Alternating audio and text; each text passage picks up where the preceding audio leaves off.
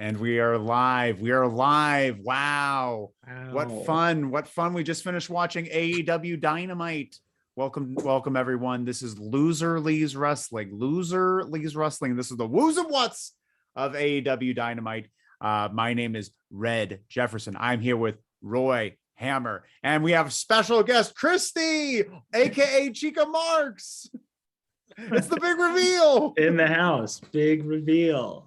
Hi, Christy. Thank you so much for joining the show. Hi, thank you.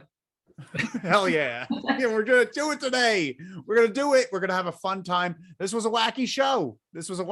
We already have people spouting off in the comments real quick before we get our gist of it. We got John Busman writes, guys, I'm sweating from Ray's arm. Holy shit. Did I miss something?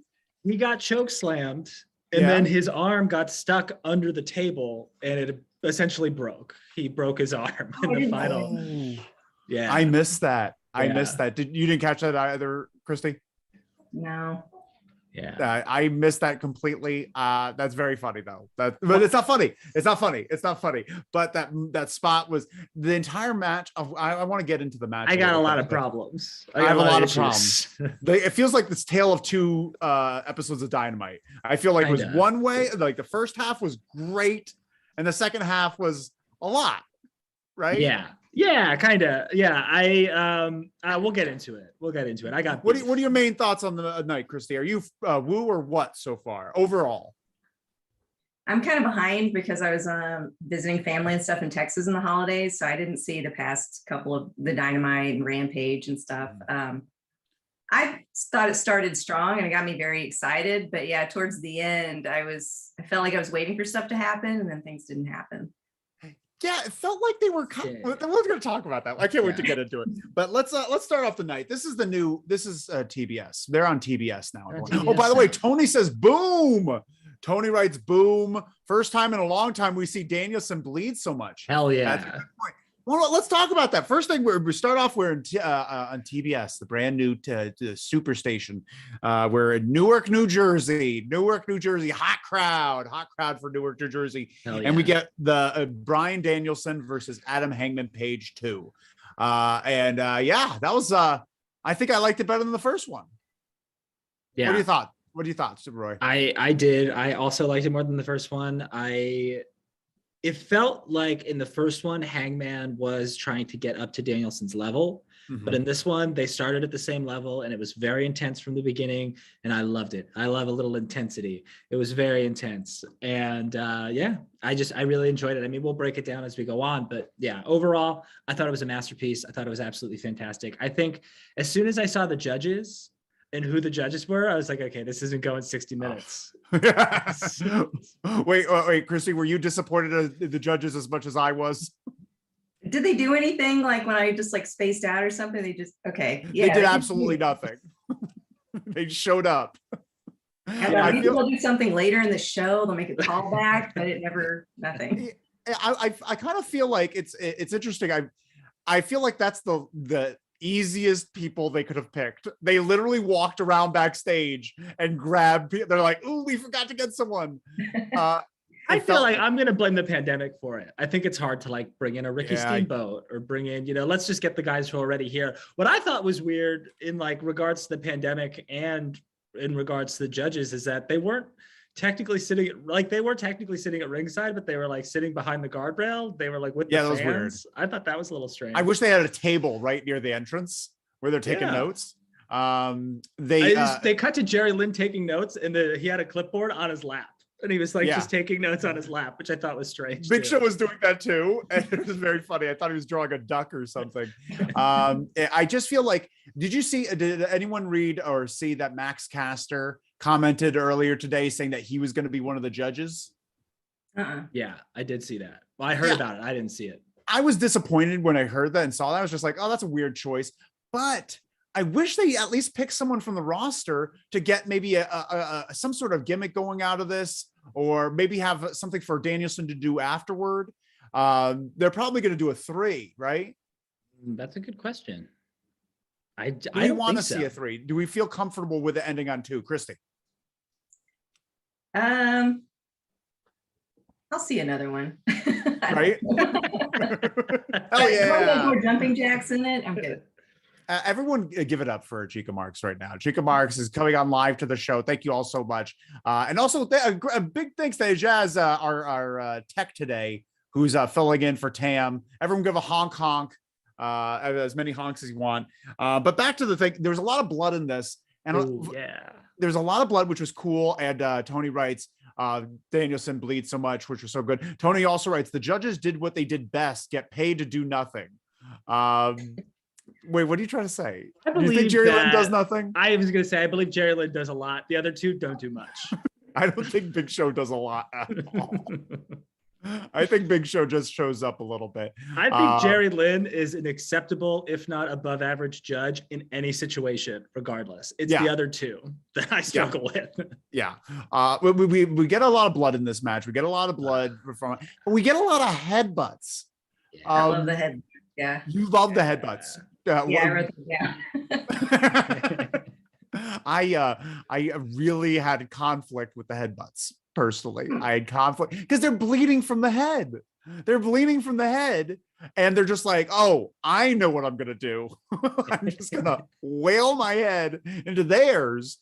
Did it feel that was the no? But everyone liked you. Both loved it. I'm on the outs of this one. You're both fans. I just love how intense it is. Like, yeah, you can strike, but give me a headbutt. The fact that Danielson grabbed him by the head and headbutted him in a circle around the ring. Mm-hmm. And then at one point, they're literally lunging at one another head first. That's, it just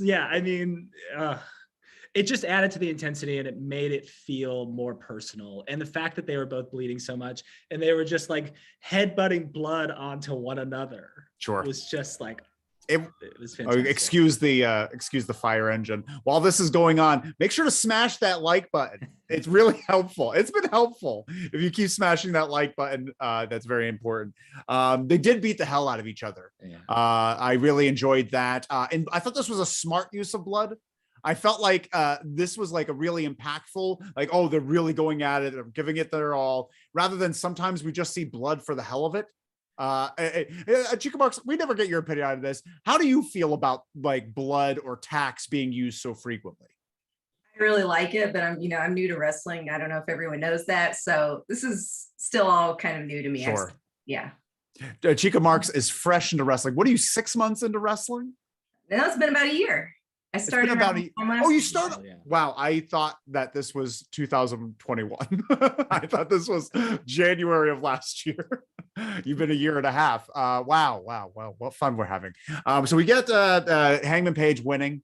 Hangman Page won, and that's a big get there. He won with a buckshot, really great looking backdrop, and then buckshot with the pin. You feel good about the finish? Yeah. What do I do? I think it was a strong finish for Hangman. I like that. I wish it went to another judges thing, so that we could get, but that would diminish Hangman's win. If we went to a judges thing, Hangman would look pretty weak if he went twice in a row without a clean win. That'd be pretty bad. So I guess this is good. We're all happy that Hangman won. Yeah, absolutely. I mean, for me, yeah. Oh, yeah. Yeah, and if Danielson's going to lose, have it be to Hangman.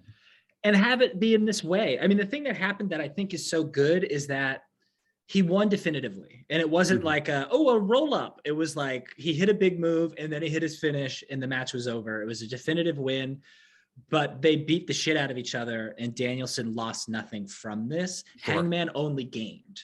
And again, like we talk about this idea of like, oh, the AEW has such a deep roster. They're signing all of these people, et cetera, et cetera. But your heavyweight champion is a homegrown talent. Mm-hmm. So we have to build this guy up. And it's just a beautiful thing to see them really continue to build this guy. He is their top guy. Yeah, this was his best. Danielson. This was his most important thing he's done since being champion. This is probably the most important thing. We got a comment here. Tony writes, where does Danielson go from here? Great question. I have no idea. Besides a Hangman 3. But like besides that, I wish that's what the judges would have been so perfect by. Have one judge that's Daniel Garcia, or have one judge be someone that's on the active roster that then they could be like have a thing that goes right into that, you know? Yeah. I think he'll probably take a couple of weeks off, and if Jon Moxley is readily available, I think they'll shoehorn that into a feud. But who knows? No rushing Jon Moxley, Roy. No rushing Jon Moxley. I'm not rushing. Not rushing John. I'm not rushing. Take his time. He should take his time. You hear him trying to rush him, right, Christy? You hear that. We all hear that.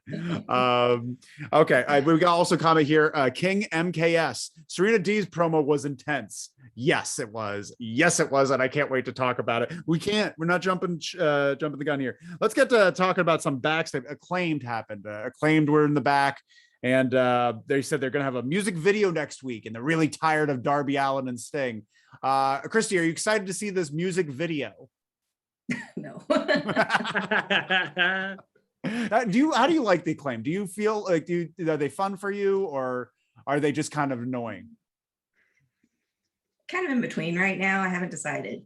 Okay, that's fair. I think a lot of people haven't decided. I feel like Max Caster lost a lot of goodwill and we're trying to build that back. Well, Roy, did you find this interesting in any way? I mean, I'm always down for like a dumb music video. You know, I was a WCW fan in the 90s. You know how many dumb music videos? Rap is crap. Anybody remember the West Texas Rednecks? You know, we have to write this down. These are things that we have to start posting. We're going to have a lot of content coming for you soon. Roy's creating playlists. I'm excited about it. I have to write that down. What is that? Rap is crap? Rap is crap. I like country music. I like country girls. I like Willie Nelson. And don't forget about Earl. Merle. Don't forget about Merle. Merle Haggard. There's one thing that I hate because it's a bunch of crap. Rap is crap. Oh, very good. We're all gonna watch. Roy's gonna post that on our Twitter. Rap is crap with Mr. Perfect. Yeah, it was Kurt Hennig, Barry Windham, Kendall Windham, Bobby Duncombe Jr., and Curly Bill. 5 people I don't want to hang out with. It's just there. We got Buseman writes, amazing match, much respect to the Danny Bryan. That was the better one. John Buseman writes, big what to having an active wrestler be a judge. That would just pull focus. When will they get involved? I understand what you're saying. I think it should have been all active wrestlers. So there wouldn't have been like, oh, who's going to get involved? It'd be kind of like they're active participants. They know what to look for, and it can spin something off later after the match. Maybe Danielson, even though he lost cleanly, he goes up to the judges and just slaps one. Like that would have been great just to have that kind of interaction. If he just slapped, you know, am I crazy? I understand what you're saying. My feeling is it's a big time heavyweight title match. They beat the hell out of each other. Danielson's bleeding everywhere. Let it just be over. And then they'll figure out another way to pick it up in the future. A Jonathan Gresham, something like that, you know, let it be fresh. Let him come out, cut a promo, be sour, be a bad guy, and let someone interrupt him next week. Christy and I saw Jonathan Gresham a few weeks ago, like 2 months ago. Was it 2 months ago? Yeah. I'm still trying to figure out which year it is. But yeah, we hopefully Jonathan Gresham comes. We have Tony writes, how about Julia Hart rocking the eye patch? Yeah, that's pretty funny. AEW is keeping the eye patch business in business. I love that she wore the eye patch, and that makes a lot of sense, except when Rocky Romero comes out and ruins the gimmick by wearing an eye patch, and he doesn't need it. But we also have Kim MKS. Max Caster needs to level up his roasting game. Max Caster doesn't need to level up at all. He needs to kind of figure out what's a safe level for him to stay at. He doesn't need to go start leveling. I think he's been doing a good job lately. I'm actually fine with his disses, right? Yeah, he got a little political in his last one, which I appreciated. Yeah, he said something about January 6th, right? I think he said something about police brutality potentially. Oh, because I don't know. This is a fun Loser Leaves Wrestling trivia fact. We lost a lot of fans when I made fun of January 6th last year. We lost a lot. Apparently in Canada, there's a big QAnon section that didn't like me making fun of them. But yes, excellent work. We'll keep going. John Busman says, recording Roy doing rap is crap. That's a great idea, and I hope you share it with us. We have the recording. We're gonna isolate this. I also want to point out, John said, amazing match. Mucho respect. Mucho respect. What's that from? Remember when Sting? Oh yeah, it was the first promo we cut, and he said mucho respect. Yeah, no, I do remember that.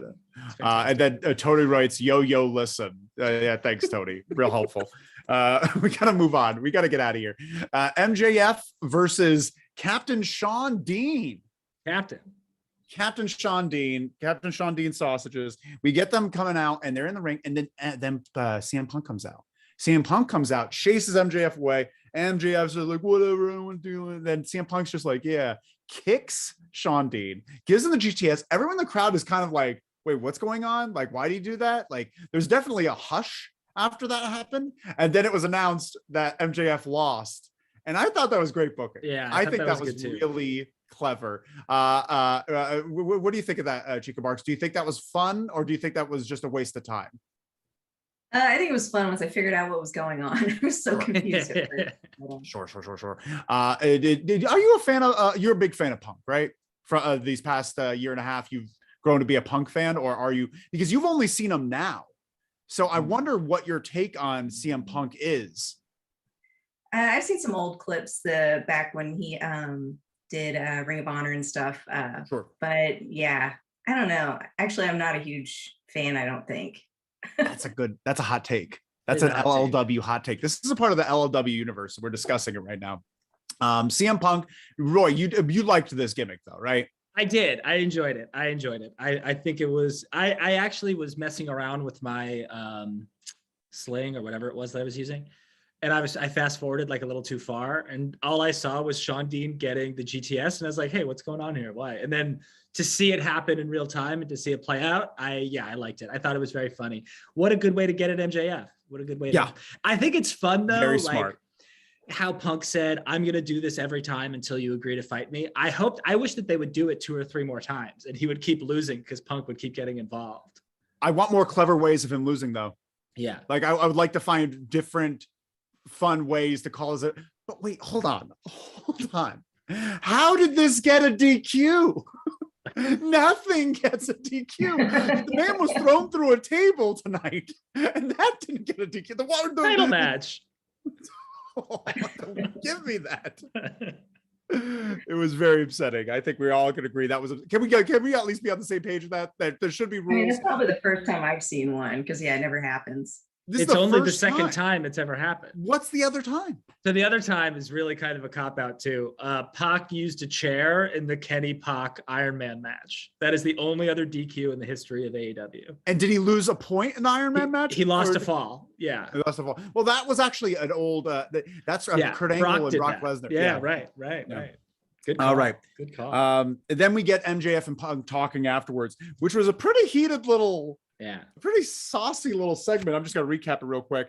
Punk will keep doing this essentially. MJF says that he's a fake, and that he makes him relevant. And he's like, why do you so worried about Piper? The thing about Piper, do you think you're Piper? Well, Piper headlined to WrestleMania. And he's like, wanna what? Maybe soon I'm going to headline to WrestleMania. It was very good.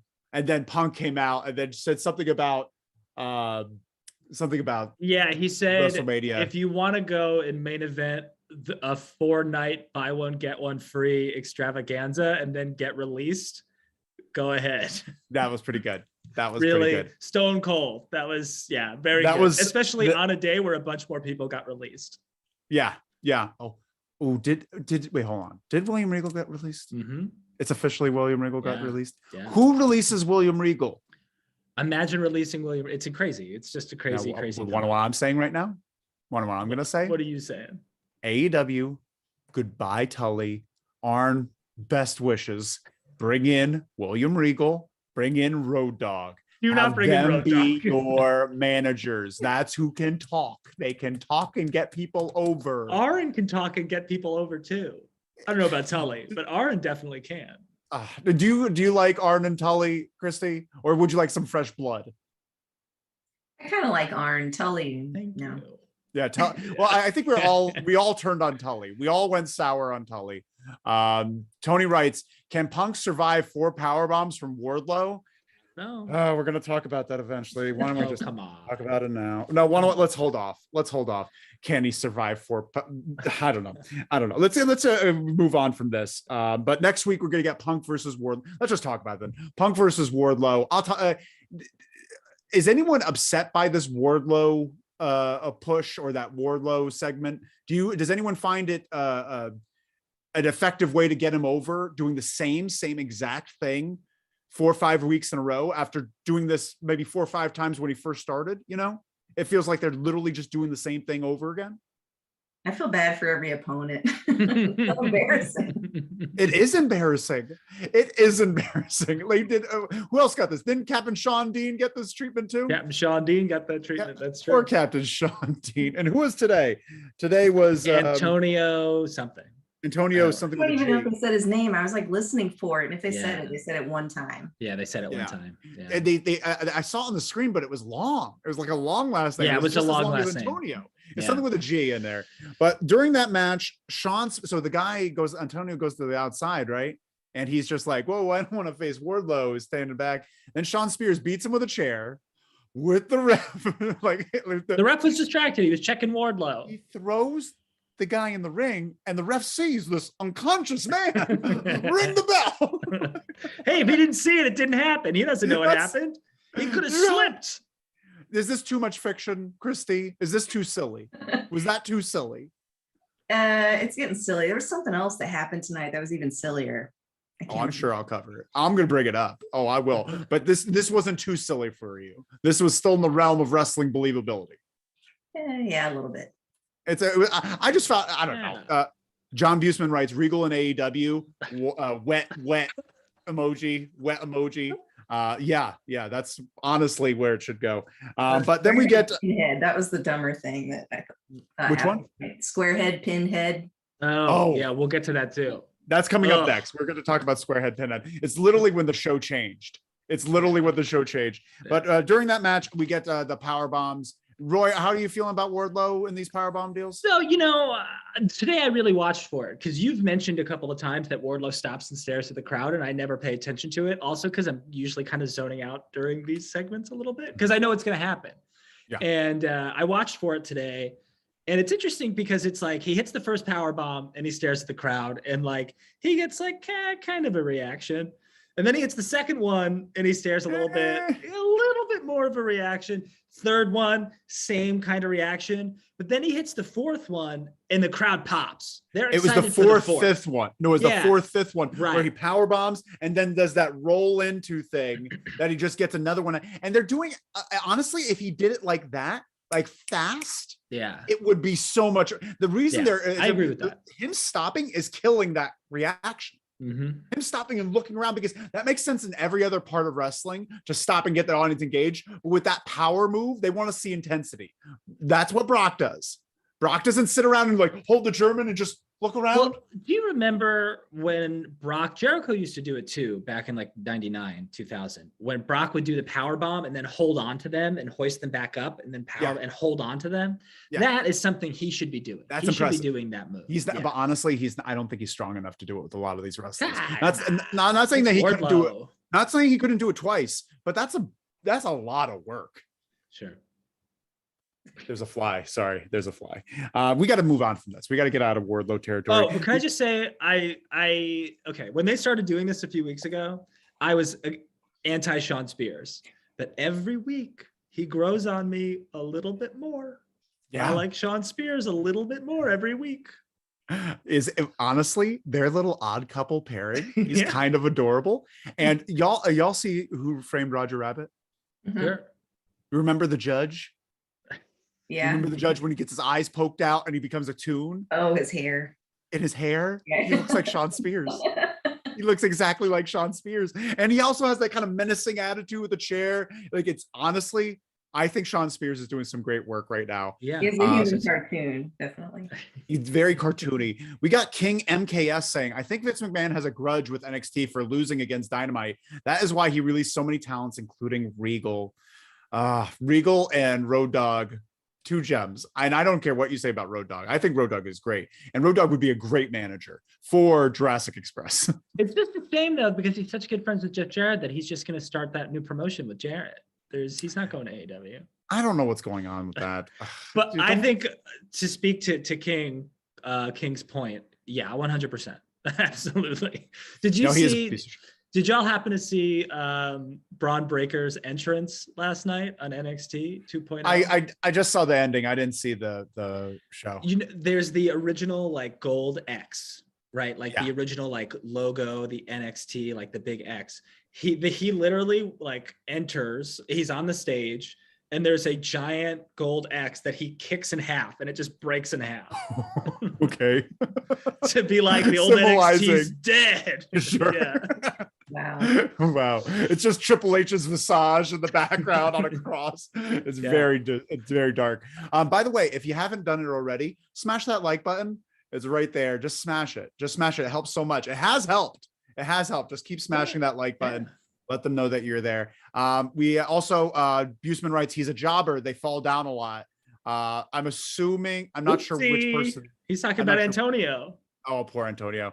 And then Tony says, Jeff Jarrett showed up at GCW, which I can't wait to talk about the Weekly Wrestle this week. Because honestly, I think he might be underground my favorite person in wrestling at the moment. You hear his commentary about it on the podcast that he does? Yeah, because one of the funny thing is, we can't talk about this here. We can't talk. This is safe for the Weekly Wrestle. Real quick, Christy, do you like Jeff Jarrett? I'm not too familiar, so I'm writing him down right now. Oh, fair. Honestly, I wouldn't suggest looking anything he's done up because it's not like great. Like honestly, like Jeff Jarrett has he's always been around, but like I can't say, oh, watch this Jeff Jarrett thing. I can't. There's some sort of like Jeff Jarrett versus Christy. I don't know how familiar you are with AJ Styles. Of WWE fame. He has some matches in like 2002, 2003 with Jeff Jarrett. I think a couple of them are on YouTube that are good, mostly because it's AJ Styles being AJ Styles. But. Yeah, they're good matches, but there's nothing I could be like, oh, you got to see this Hell in the Cell with Jeff Jarrett. There's nothing that I could show you. But now we have to get. Wrestle, I learned who Scotty 2 Hotty was because I had to look up that match. That intro was ridiculous. Soon we're going to be having This Is Your Gimmick. And Scotty 2 Hotty might be a person on there. Who knows? He might be. Oh, that's great to hear. The Weekly Wrestle is working. Every Saturday it's working. It's doing its every job. Saturday, 3 p.m. Eastern, 12 p.m. Pacific. Yeah, and smash the like button. Okay, keep going. Jericho, Chris Jericho comes out, and he's got shoe polish in his hair. Shoe polish and Botox. I couldn't quit looking at it. It looked like he was melting. It literally was like, because the thing is, he has light blonde, like he has like probably grayish blonde hair now, and he slicked it back and he put shoe polish in, or just like the ink. I can see the roots so here. thin, but it's also thinning. So you see, he just painted his skin to make it look full. It was very distressing, and I was waiting for that Giuliani drip to be going down his face. But so I was making fun of how people looked. I was knock you out. Y2J. Jericho comes out, he talks about WCW and TBS and all that stuff. I wrote down his hair is leaking, shoe polish, Rudy. But then 2.0 comes out and they confront Chris Jericho. At first, like 2.0, that one guy in 2.0 has a lot of energy, and I really like it. The guy with the beard or without the beard? The only guy with energy. The only one that has the one who always says you want to taste. Yeah. I also love the taste. Well, you want a taste? Yeah. Honestly, that's a really good thing. Yeah. Are you a fan of 2.0 right now, Christy? I didn't completely get it. I'm still figuring out how I feel about him. Sure. Honestly, I don't think I agree with what you say when you say figure them out. Honestly, I think that's the thing we have to get rid of. There is no figuring them out. They are nothing yet. They have absolutely nothing, and they are just balls of energy. But they come out, and this is what you're talking about, Christy. Chris Jericho calls them Terrence and Phillip, and he says you have a square head and you have a pinhead. You have a square head, and he just keeps doing it and trying to get the crowd to do it. But honestly, the crowd is not, and they're not into these chants. They do not like these chants, and they're not coherent. They're not even chant friendly. Square head, pinhead, like it's just there's no. You didn't give them directions. I think they were saying like this different words at the same time. And it's all over the place. It just feels like this was just a stretch.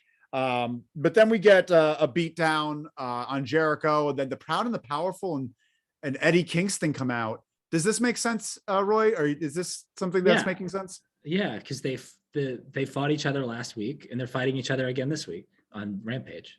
Yeah, but to save Jericho? Yeah, because Proud and the Powerful are part of the Inner Circle. But why did Kingston come out? Because Kingston is in a feud with 2.0 and Daniel Garcia. I wish that the Proud and Powerful came out to save Jericho, and Eddie just was walking slow and just walking out and just kind of like not, because I don't get that Eddie would, because I like the idea of Eddie and Jericho hating each other forever because they are polar opposite people. But I also see Eddie as a person who won't ever be slowed to a fight, even if it's not a fight that's technically his. If he's involved, he's going to run and he's going to want to kill somebody. And he wants to kill Daniel Garcia. You got a leak? No, that's a plane. Oh. Just plane went overhead. It was very loud. Smash that like button. Moving on, we get Undisputed Era. The Undisputed Era are in the back. And they right before they showed a video package of Jake Atlas, new AEW All Elite Jake Atlas, and Adam Cole wants to fight Jake Atlas. They're fighting next week, I think, right? They're fighting on Friday. Oh, on Friday. Yeah. It should be good. Jake Atlas is good, and I'm excited for them. I actually have some juicy gossip with Jake Atlas that I can't share. I just can't share, but I have some juicy gossip. Really you should have brought that up, pal. Maybe on the Weekly Wrestle, where I could get away with more because fewer people watch it. Watch the Weekly Wrestle. Okay, well, let's just. I think that's going to be great. I'm really excited that Jake Atlas is in AEW. I think he's fantastic. Christy, have you seen any Jake Atlas, or is this going to be your first viewing? It's going to be my first. Nice. Okay. Yeah, Jake Atlas is good, and I think they're going to have a good match. But I didn't. Friday. Is there also a show on Saturday too? What's going on with that, Roy? Yes, let's chat about that real quick. There is a show on Saturday from 8 to 9 p.m. Eastern time on TNT called Battle of the Belts, which used to be either, I think it was an NWA thing in the 80s, or AWA potentially, WCCW, who knows? They're repurposing the name, which I think is really cool. I like when they do that. It's in North Carolina. And it's an hour show, and the matches are Riho versus Britt Baker in the main event, and Sammy's fighting Cody in a rematch. And I think it's just those two matches. So they're going to be a little longer. They're going to get some time. I personally am not that excited about it because I don't find either of those matchups that exciting, but I think it's going to be a cool little thing that they're doing. This is the start of their quarterly specials. They're going to be doing this quarterly on TNT on Saturdays. That's happening. You see that? I think we skipped over it. That like video package of like hyping it up with Cody. It's basically just about Cody. And, you're right. It's the Go Big Show. Yeah, it was the Go Big Show and the Battle of Belts. Talking about Cody and Sammy, you're right. I did glance over that. That's happening. Battle of Belts is this Saturday. But I'm more curious about is Rampage with Hook, because Hook is here. Well, I just want to point out too, before we never talk about it again, because a lot of plans. This video package, if you really watch the video package, it's so smug and arrogant and flawed and just like perfect for what Cody's doing right now. I think it was produced by the Go Big Show. It was the Go Big Show doing a cross promotional thing because it was the Go Big Show narrative voice. Right. She was the one narrating, and that she's not a part of AEW that I think. We have a question for Christy. Question for Christy in the chat. And yeah, ask Christy questions. We want Christy because they've never watched wrestling up until a year and a half ago. It's so I have a question for Christy. What is your opinion of Le Champion Chris Jericho? I've mostly been watching with AEW, and I always find him like really annoying and plugging his theme song. But then because of homework that you and Moet gave me, I did watch the 1001 Holds and some of his old stuff. Sure. That was really great. So I have a lot more respect for him. So, but just your AEW experience, not impressed. No, I don't like his group, the Pinnacle. No, that's Inner Circle. Yeah, Inner Circle. That's fair. Yeah, the group is lame too because they're all slapped together. Okay, now we're getting someplace here. We're now at a recap of Chris Statlander and Layla Hirsch little feud, which it was a fine little recap. It wasn't anything special. I did feel it was a little rushed comparatively to their other recaps, right? Yeah, and they did the same thing last week where they did a quick recap and we were just like, oh, what's next? And then they just were like, great, that's the recap. See ya. At least they're doing it, honestly. Yeah. This one was better. This one was better than last week. And everyone here likes Layla Hirsch and Chris Statlander, right? I kind of wish they broke this up and not crammed all the women's segments all in one area. Like this should have been maybe in a different part of the show. I almost feel like Tony Khan wants to put all the women's things like all at once. Let's get all the women's segments all in there as fast as I can. And that he has them in this little chunk because right after this is Jade Cargill. And that's all the women's segments of the night. Well, then there's Deep and then there's the Britt Baker segment afterwards. Okay, there were 4 women's segments. All right, never scratch it. But still, it's not enough. But they all happened back to back. Yeah, they all happened very close together. Yeah, you're right. The Jade, you're right. That's bad. But next up, we get Jade Cargill versus Ruby Soho for the TBS title, the brand new TBS title. This is the finals that's been going on for 3 months, a 3-month tournament, which really killed a lot of the momentum. Okay, is this a woo or what for everyone? Christy, is this a woo or a what this match? I found it boring. I don't know. I just couldn't get into it. It just didn't feel, the hits didn't look good to me. Sometimes I thought I saw like air between people. I don't understand. Yeah. Roy, what do you dig in? I'm just so mad about so many things. Look, here's the thing. I thought the match was actually fine. I thought it was like fine to pretty good. There were a couple of times where I was like, hey, Jade, you don't need to go to the top rope. I don't know why you're doing that, but I'm not mad at you for doing it. My feeling is this. You have this title, this brand new title, this brand new women's title that's supposed to be like the women's secondary championship, something that really isn't done in North America. And it's called the TBS title. And it's your first show on TBS. And the tournament's been happening like literally since the company was launched. It's been happening for so long. And you're finally going to pay it off. And you're going to like crown Jade Cargill as your champion. Why isn't this the main event of your first show on TBS? Sure. That's the thing that made me the angriest about it. And if you're going to say to me, oh, well, the quality of the match, you want to like end with a banger, like you want to have a great match to end your show. And they ended why are you putting Jade Cargill on that spot then if you're not confident that she can put it together a good match with Ruby Soho? Why are they your people then? It's just such an opportunity. It's such a slam dunk to be like, whoa, we get to showcase women. Let's put them in the main event for the TBS title, our first show on TBS. Let's do it. It's a 10-minute match. And Jade gets a moment. She can bring her baby, her daughter into the ring with her. She can celebrate. You can coordinate someone as your new champion. You can have someone main event one of your big shows who's not Britt Baker. You can show that you have a deeper women's division than most people think you do. And then you just don't. And then you give us a match in the main event. That's honestly a good match, but it's a match that I've seen 10,000 times. Well, we're going to have to agree to disagree on that being a good match. But this one right here, I agree with you. This probably should have main evented because of the fact it's a TBS championship. It's a singles championship. It should have gone on. And it's the end of a tournament. It's a big deal. It's the end of a tournament that's been on for 3 months. And then not only, Christy, I'm sorry, I'm ranting here. I apologize. No, I'm apologizing to everybody. And not only does she win, and she wins with a very scary move, but she won. And then they show her daughter, and she's excited. And then it's like, all right, let's cut to the back. Why cut to not JR. give it a minute? Let's just have a minute here. Yeah. Let her celebrate. No. You gave Jungle Boy that weird celebration at the end of the show, which was very weird, where it's like, here's Chris Jericho by himself. Like, who cares? Yeah. No, definitely, I agree. This should have been on at the end. But that being said, besides the fact that it was poorly placed on the show, it was also poorly booked. I'm sorry, but having Ruby Soho against Jade, I like the fact that Jade won. I like the fact that Jade is the TBS champion. I think she's great. She's got a great look. She came out looking like a champion. Love her gear. Her kids out there. Yeah. She looks like a star. Ruby has, in AEW, proven herself to be slow and unable to carry a match with most anyone, experienced or not.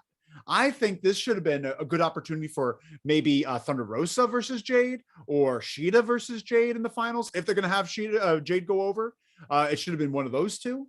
But to have Ruby Soho is just like, I don't get Ruby Soho. I don't get it. Was she better in NXT? What? Oh, that's a great question, Christy. Was she better? When I first started watching wrestling, I was watching AEW and also trying to watch NXT, and I do remember liking Ruby Riott when I was watching it. But I almost want to go back and look at it again because it doesn't feel as exciting now. She was wrestling some big people. I think she was really good at one point on the Indies, and then she went to WWE and learned a WWE style and became very good at, pretty good at the WWE style. Not amazing, but pretty good at that WWE style. And now she can't unlearn what she's learned. And she's waiting for everyone to be as perfect and as crystal as they were in WWE, where they're never missing you and they're always right there. And, like they all have these drills to make sure that you are in the constant right place at all the times. And now she's in a place where things are a little herky jerky and she does not know how to handle it. That's my take. What do you think about that, Roy? Whatever. I thought she was good tonight. I think she's had a couple of really difficult opponents. I mean, you're saying that you wanted Thunder Rosa. You wanted Thunder Rosa versus Jade Cargill in the finals. You had that last week, and you didn't like that match either. I think you can't. I mean, Jade Cargill's literally had 24 matches her entire career. Honestly, the issue is I like Jade Cargill, but she's not ready for this spot yet. She needs some more time in the oven.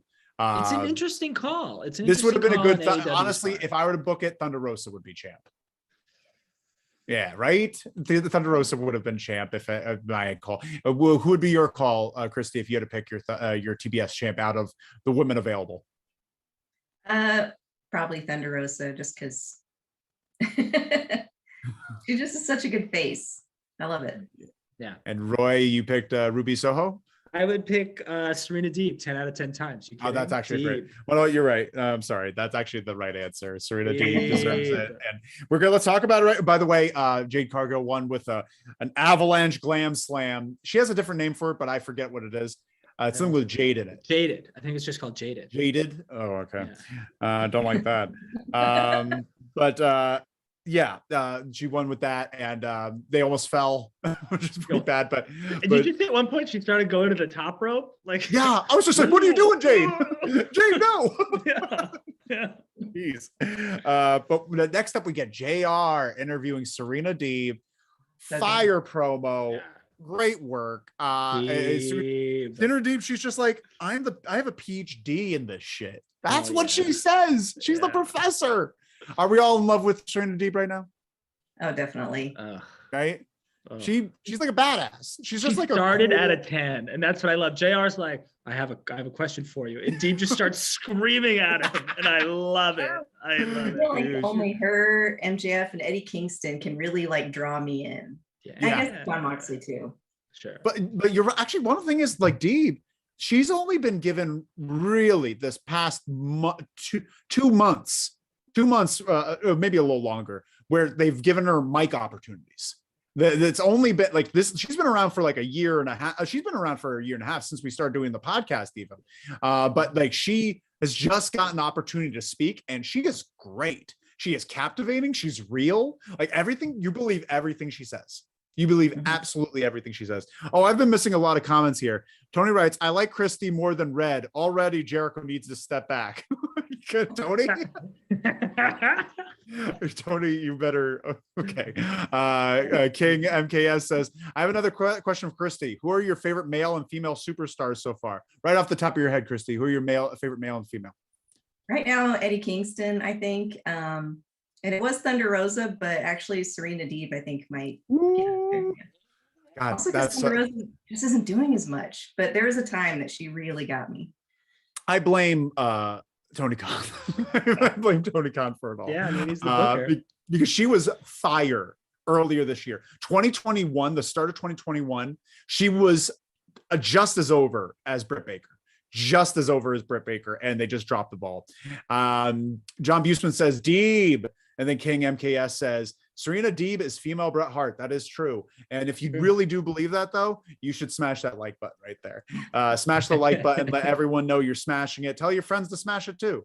We're gonna move on. We got to move on here. We get and oh, by the way, she's having another match. Shida versus Deeb 3, and that's next week. Is it 3 or is it 4? I think it's 4. This is the 4th time they fought. Are you sure about that? Yeah. Because okay. Am I sure about that? I don't know if I'm sure about that. I'm pretty sure. Internet sleuths out there, let us know if we're sure about that. But next up, we get Malachi Black versus Brian Pillman Jr., Big BPJ, as we call him here on BPJ. Old BPJ. And this is Brian Pillman Jr.'s best match. Yeah. Right? Yeah. It doesn't seem like you're all happy for him. He had his best match. His father died. Come on. Give him a break. Give him a break. Say good job, BPJ. That's what we gotta say. I have nothing to add because I was trying to get my computer to boot up, and I guess it was short because I somehow missed it. It's funny you say that, Christy, because I wrote too long. Oh, come on. I thought he did a good job. He came in real hot. Julia Hart's eye patch was there, which is very funny. Really good. Yeah. It was really funny. I think we all had a fun time. It's also funny that the announcers were like, Julia Hart's usually a lot more enthusiastic on the outside of the ring. She looks uncomfortable. Yeah, maybe this guy blew black mist in her face and she's scared. How about that? Maybe that's why she's uncomfortable. Who was saying that, Tony? As one of them, yeah. I bet it was. It's one of them. One of the two troublemakers on stage. My feeling is I need to believe you. When you come to the ring, I need to believe you. You need to suspend my disbelief. I don't believe anything Brian BPJ does. When he comes to the ring and he's angry and I got black paint under my eyes because I'm tough now. Shut up. I agree. It's hard to believe him sometimes, but I think he did a good job this time around. We have to give him some props. John Busman writes, Brian Pillman Jr.'s best match, and Brian Pillman Jr. was there too. Oh, John, don't say it's really going to hurt his feelings if he watches this. We have to really be careful. We don't want to hurt his feelings. We think he's fine. But wasn't this a missed opportunity? Well, we get Malachi Black winning with a spin kick. But weren't we hoping something would happen out of this? Yeah, I'm getting angry about it. I'm starting to get angry. The lights went out after the match, and you could literally hear the crowd chanting Brody, because they think Brody King's going to debut. And then the lights come up, and nothing's going on. It felt like Brody King was going to come out, but especially at the end when, wow, especially at the end when Malachi left, and then he comes back into the ring, and then out come the Lucha Bros. I thought one of the 3 times the lights went out tonight that Brody King was going to come out and just destroy the Lucha Bros before their match, which would have been interesting. But yeah, so we get that them come out, and for some reason Malachi Black turns out the lights and he teleports just to the other side of the entrance. Like, why do that? Why not just leave? Why not go through the crowd? Maybe Brody got lost on his way to the ring. They were like, running out of time. Yeah. Honestly, it seems like something was off. Why'd they cut out the lights? Also in the main event we're going to talk about, but I think that was an accident.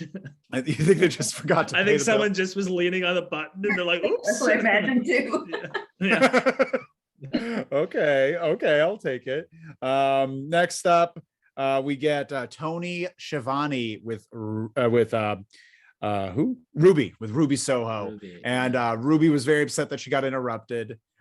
She had some things to say by Britt Baker, though. Britt Baker and Jamie Hayter and Rebel. And Britt's just like, too bad you lost. Isn't that kind of sad that you haven't really shown that you're worth anything at AEW? Where have you heard that before? He basically said that. And then Ruby's just like, she says something. I'm not sure. She just had a match, so I'll give her a break. It was good. She said something good. Did she? Yeah. Tell me what it was. She said, because Britt Baker was like, you dropped the ball, you didn't win, whatever. And then she was like, yeah, well, you've never beaten your opponent that you're fighting on Saturday, with or without the people next to you. And then Britt jumps her, and then Rio comes out, limbs a flailing. Wow. Just throwing everything she's got at. Are you a fan of Rio, Christy? I am. Yeah. Okay. Sorry. No, I love how you say sorry, like you personally offended me, but you kind of did. But we're going to talk about. We're going to say, King MKS writes, Brian Pillman Jr. needs to build a character. Yeah. But the thing is, what he really just needs is just like a better understanding of what he should be doing in the ring, like kind of like what, like coming out to the ring and not just like taunting at the crowd every single move. Every single move, he looks at the crowd and claps his hands like, come on. Like that, you shouldn't do that every move. That's for special times. You don't believe him. And then I also hated this segment, by the way. I just want to take a second to say I hated this Riho Britt Baker backstage segment. Not because of anyone in the segment, but because it just felt like oh, by the way, we're having this match on Saturday for the women's title that we've done nothing to build up. So let's just do a quick brawl on the back, and then we'll have a tag match on Friday. I would love. Soft. It's just. I would love for someone. Maybe this could be one of you, and you could give us credit for it. Someone takes all the backstage segments that get interrupted and just clip out the bit where the person starts talking and just spool them together. So it's just like they get no words out. They say maybe a word. That'd be a cool compilation of all the times people get interrupted, because it's every episode 3 times. Right? It happens like 2 or 3 times an episode where they get interrupted. Am I crazy? Is this crazy? Does no one agree with me? Answer. No, yeah, I say do it. I got distracted by Joe. Oh, we got some comments here. John Busman writes, the lights went out during the tag match. What was that? We'll get to it in a second. I have a theory. Joe writes, what Pillman needs to do is leave wrestling. Brutal. Oh my god. Brutal. I wish I gave a warning to Brian Pillman before, just watch out, the next sentence is going to be hot. Joe, let's not be so mean to him. He just needs to. This was a good one. You did a good job today. He did fine, but he needs to. I agree. I'm not a Brian Pillman fan. Has a point that he just needs to be a character that's not just Brian Pillman's son. He needs to have a character of his own. Last week he had fire. That promo he gave where he screamed, that's why I was like, oh, bring him over to the House of Black. Let him be this tortured little teenager that's just so angsty. He is the most angsty person I've ever seen. That's a gimmick. This angsty guy that's just like grew up into an angsty 30-year-old. It's real. He is angry and he is jaded. And I would like to exploit that. Smash that like button. Moving on, we got QT Marshall and Aaron Solo. Oh, right. Actually, I like this a little bit. This was QT's best work. He's just talking about Hook. Hook is the flavor of the month, he's saying. He's just well, I taught Hook everything he knows. And he was just slacking off, stretching people, eating candy bars or some shit. And then Aaron's just stretch me if you can, survive if I let you, which was very cute.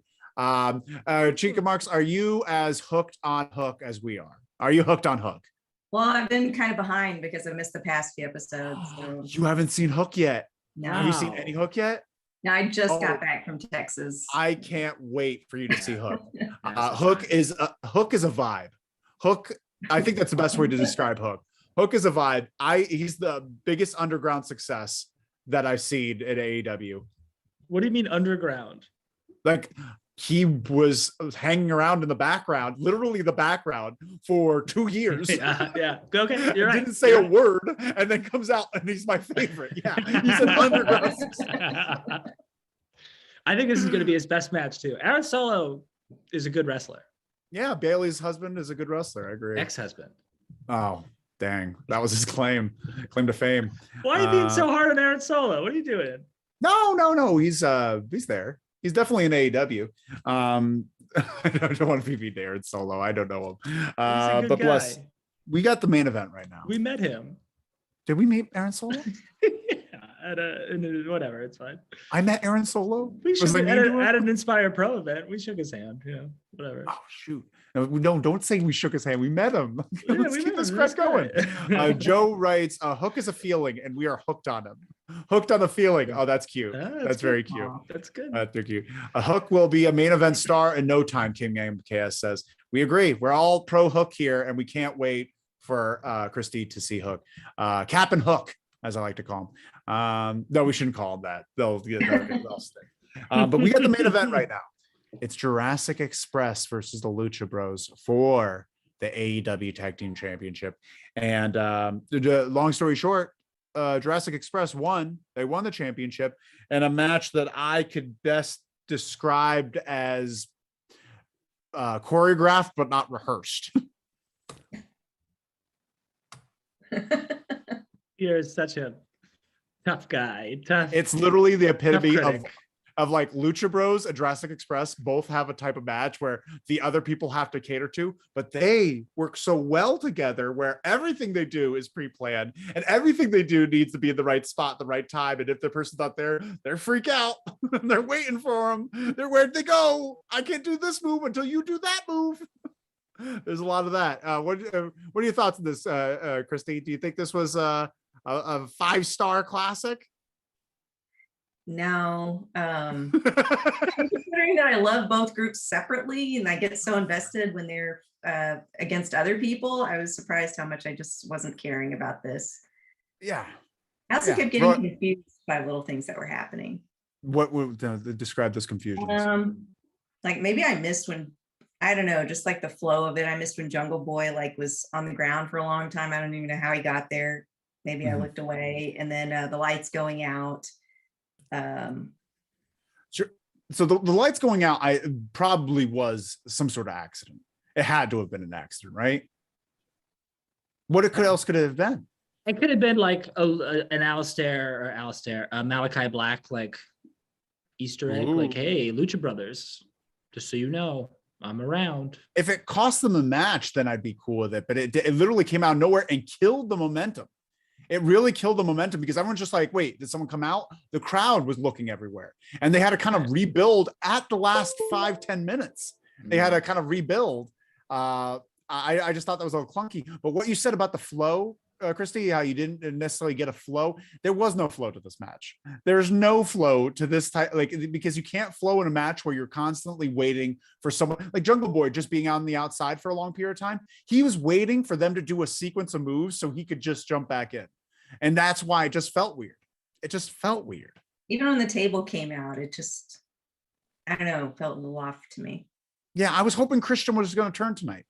I was hoping Christian to turn, or I was hoping for someone to come out, something to happen.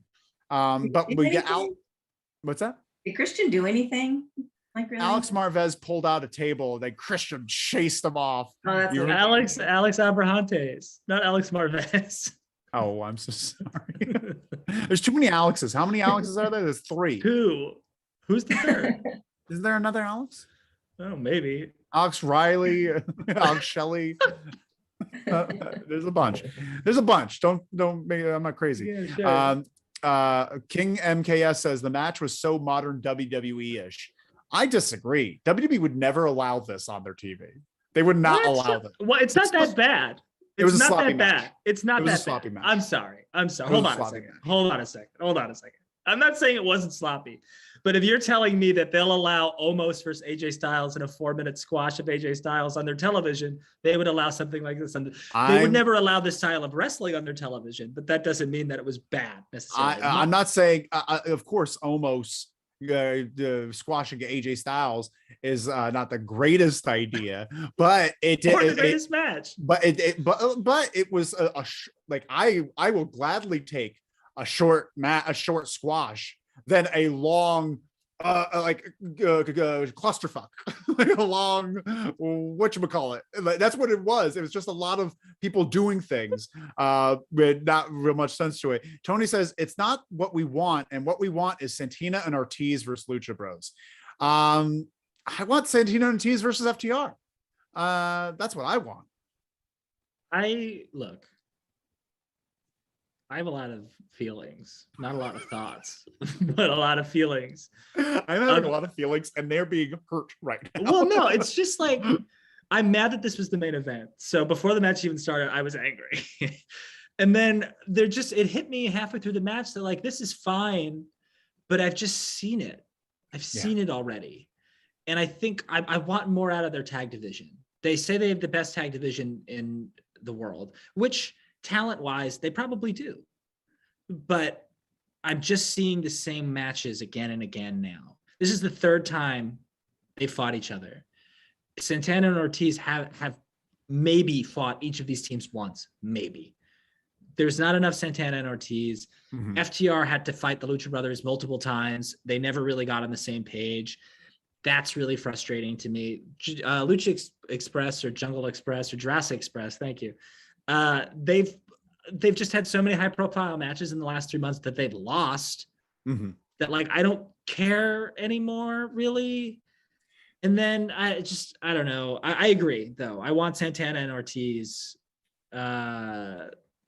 now to be involved in this title picture. And I think at the end when all those tag teams came out onto the stage to like look at them, I don't even know if Santana Ortiz was there. And that was also frustrating to me. But I do want to point out that John Buseman said Alex Wright in the chat, and I don't know why, but I love it. No, that's very. I appreciate. Just let's talk about it. But Christy, if you were to choose do you have a feeling towards these two teams? Do these teams are on your Richter scale at all? Do they do anything, or would you prefer someone else in this kind of spotlight? Another team. You mean Jurassic Express and Lucha Brothers? What did I say? You talking about? Yeah, those two. Yeah, those two. Yeah. I think the Lucha Brothers, after that cage match, I really got into them. Mm-hmm. That was a great moment. Do Jurassic Express really do anything for you? I was like them both equally. So it didn't really matter to me who won.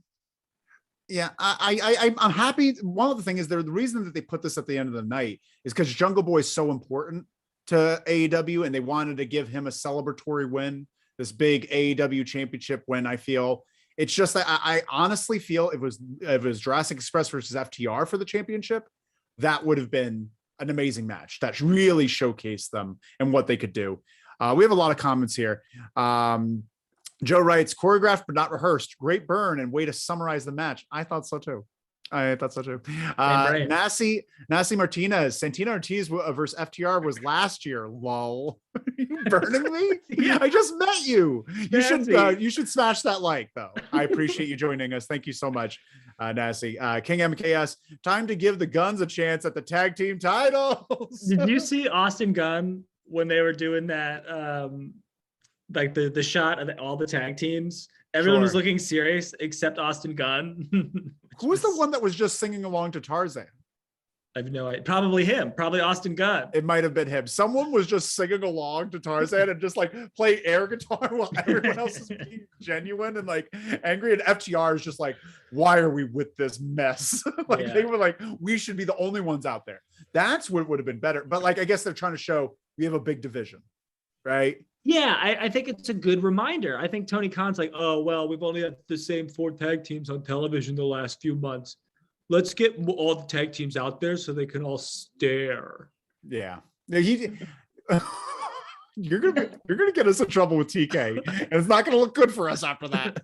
He's gonna send us the angriest tweet.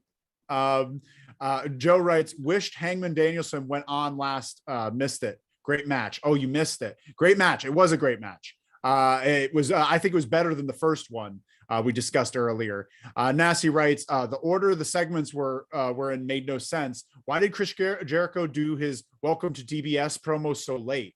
That's a good point. Nasty's coming in hot, and I like Nasty's doing a great job. Thank you so much, Nasty. You're literally you're laying down something Nasty, that we all don't you picking up. agree that since this was the first match on TBS, the TBS title should have main evented the first show on TBS? I don't know. I think it should have opened. Sure. I think it would have been a better open, like TBS title, TBS. Like I think that would have been a good thing. Sure. But I understand why they did the. I don't know, but either way, we got Chris Jericho. Then Nasty Martino says, "Why was it so bad?" Yeah, it was pretty bad, wasn't it? Yeah, that's Jericho, why they didn't put it on first. I'll tell you that much. Yeah. That's why they didn't put it on first. Phoenix broke his arm, but I don't know how I missed that.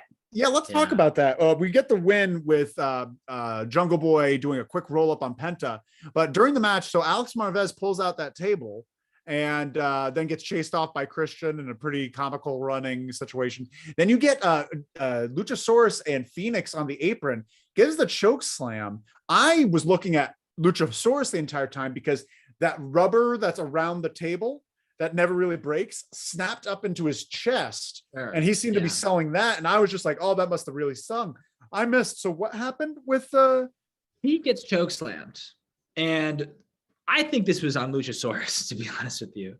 I think he came down with him, which was such a mistake, I think, because you just let him, if you pick him up and you slam him, let him control his own fall, don't get in his way. But because he came down with him, he pushed him from the center of the table toward the end of the table. So when he lands, his arms are outstretched, and his arm comes down and gets stuck under the breaking table, and his arm got stuck. And if you're able to go back and rewind the show, it's kind of gross, but they showed the replay. They show the replay after the match is over, and they're just like showing the choke slam. Oh, what a choke slam. But you see the arm get stuck under the table, and you see him pull his arm out, and it's all like kind of mangled. Yeah. Gross. It's always Ray Phoenix. It's always Ray Phoenix. He always gets fucked up. And you know what? This might be a hot take, but I'm bringing it on. I like the Lucha Brothers more as singles wrestlers. I want them to be in more singles matches. I agree. I prefer them as singles wrestlers too. I hope Penta feuds with Malachi Black now. Yeah, that's a great idea. That's a great idea. That'd be great. Yeah, give Penta a little singles thing. We have a comment here from Upina. OUOPINA. I'm watching you guys from Brazil. Keep with the good content. Thank you so much, friend. Thank you. And I hope that they have the like button in Brazil, because you just smash it. Keep smashing that button. We want all the smashes you got. Keep them coming. I see you in here. I'm not going to stop asking. King MKS says, imagine we got New Jack versus Nick Gage in a death match. What are you doing? What are you doing? King MKS, I love you. I love you here. I love your comments. They're great. Well, imagine we got that. That'd be, sure. Imagine in the conclusion of the first ever LLW mixtape that may or may not see the light of the day. Who knows? The very last video to close it out is a episode of Smoky Mountain Wrestling Television that's main evented by New Jack versus Tracy Smothers. Oh, that sounds fun. Yeah, it's gonna be fun. That sounds like a really fun. Actually, New Jack and Nick Gage might have crossed paths at some point, especially the early 2000s in CZW or something like that, or some garbage show that New Jack was on, and that Nick Gage was raised on. What has the right idea? He knows what's up. Nasty says New Jack and Nick Gage were in a 3-man match with Matt Tremont. What? Nasty. You're doing great work, Nasty. This is like, you have come in so hot into this chat with all this information. Great job, Nasty. But overall, how are we feeling about this night? This, in comparison, you didn't see last week's, Christy, but it's definitely an improvement on last week. But are we giving a woo or a what or a wah? Christy, you go first. I give the first half a woo. I'm really glad I watched the Danielson Hangman match. Okay, first half a woo, but we're talking about the whole night. Is this a wah or is this still a woo? I think it's a woo for me just because I've been wrestling deprived. I guess, yeah, you know what? That's fair. If we could go a few weeks without it, and this was a hot show to start off with. It started off really hot, and there was a lot of things happening. Roy, are you a woo, what, or wah? Well, I'm glad you asked. Okay. Look, I'm going to give a cop-out answer, but it's an honest answer, and we should all be thinking this way. We got a classic, an all-time classic match to open this show on free television in the year 2022. So it's got to be a woo at the end of the day. I've got my beefs. I've got my qualms. That women's division needs to be booked better. But overall, it's a woo. It's a woo, baby. And I think we're only getting warmed up. I think now that they're on TBS, TK is like, oh, we're back live on, or we're preempted back on the West Coast. This is big time. This is the big time. So we're just getting warmed. Last week, the TNT era went out with a whimper, but the TBS era started with a bang, bang. Honestly, last week wasn't a good commercial for this week. We have some more comments here, just in terms of the Nick Gage and New Jack match. It happened at CZW Cage of Death 5. Tony writes this. Cage of Death 5. Nasty writes, I smashed the like button so hard I unliked it. Nasty, no! Oh. Nasty, no! Thank you so much for smashing it. Keep smashing. Go on different accounts too. That's a trick we learned. Go on different accounts and smash. It helps. King MKS says 6 to 10. This episode is 6 on the 10, to be honest. Oh, it's a 6 out of 10. So 60%. That's still a passing grade. 65 is a passing. I thought they were saying that our show is a 6 out of 10. Dynamite, 6 out of 10. Great. I'll take 6 out of 10 more likes, maybe some more smashes. Thank you all so much for smashing. Keep smashing. And wow, what a fun time we've had. We had a real fun time today. I think we really did. We learned a lot. We really stretched our wings. We're excited about Rampage. We got Hook. I can't wait to talk to you, Christy, about Hook. I can't wait to hear your thoughts. We're going to find Hook. Any other things we're excited about for Rampage? Yeah, I'm excited for Jake Atlas versus Adam Cole. I think that's going to be awesome. I think that's going to be awesome. Yeah, I think this is going to be a fun weekend. Impact's pay-per-view is on Saturday. I'm excited about that. I know that's not AEW related, but I'm excited about that. Yeah. And one thing, just to keep in mind for next week's AEW Dynamite, there are a lot of released people that were not wrestlers under contract. They were employees, which means that once they're released, they could show up anywhere. And I'm looking at you, Road Dogg Jesse James. You have to be William the ones, Regal. Yeah. Ugh. Because I love Regal. If I'm going to choose between William Regal match and a Road Dogg match, I'm choosing William Regal every time. But if I'm choosing for them on the mic, I'm sorry, William Regal. You're fine and all saying sunshine and bloomers and all those things. But Road Dogg is, I'm going to give you some homework, Christy. I'm going to give you some homework of just him saying nonsense things. Road Dogg Jesse James. Road Dogg Jesse James. Okay. There is I'm going to put it on our Twitter. I saw it earlier today. Someone posted it in celebration of Regal not celebration of Regal getting released, but a reminder of how awesome Regal is. It's a vignette from the mid 90s in WCW where he turns Bobby Eaton into Earl Robert Eaton. Sure. And he teaches him manners and how to speak properly. And it's very good. Wasn't he Earl Robert of Eaton? Yeah. And we also get Joe. We got a few more things here before we get going. Joe writes, bang, bang. Khan mentioned bringing in a dream wrestler soon. Thoughts? Probably Gresham. I would think either Shane Strickland or Keith Lee. Probably Shane Strickland. That's Keith Lee has some more time to go. I don't think he's Keith Lee and Shane Strickland are both up in the same time, so beginning of February. So that's what I think. But Jonathan Gresham, I don't think he's going to sign. I think he's going to stay independent. Okay, all right. Tony says Danielson bleeding is worth the woo. I love it. Yeah, he did look good bleeding. I love it. King MKS says Jake, like that Hellraiser, Uncle Frank, when he's like, and at the end, Hangman Page's blood dried up so much he looked like a real stressed out. It was weird face paint, and his hair was all matted back. He looked intense when he was mugging for the camera for the buckshot. It looked real insane. He looked really monstrous. Jake Atlas reminds me of early 90s rock, same energy. Okay. I won't say no to I haven't seen enough of Jake Atlas to make that kind of comparison.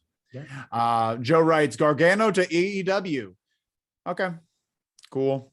I'm not a huge Gargano fan. Are y'all a huge Gargano fan? I don't know. He won me over in NXT.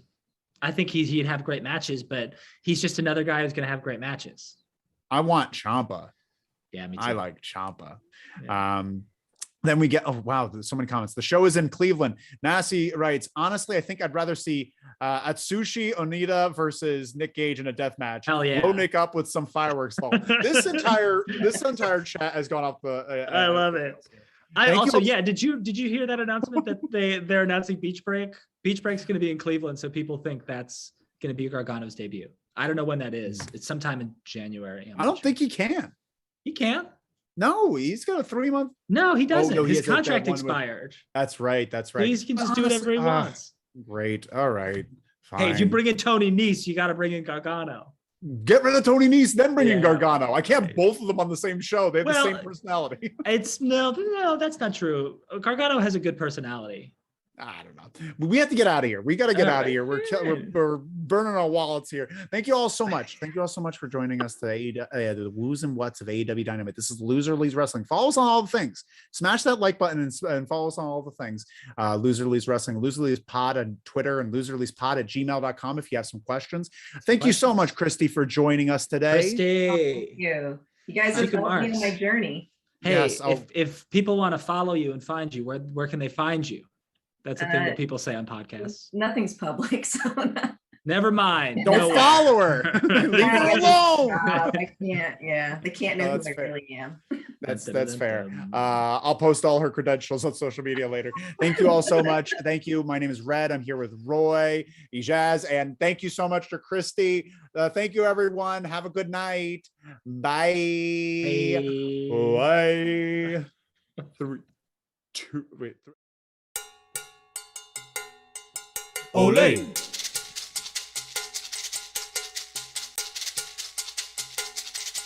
Olay.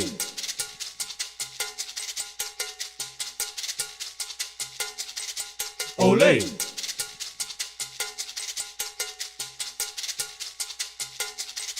Olay.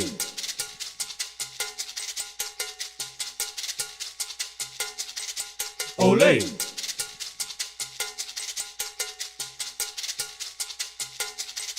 Olay.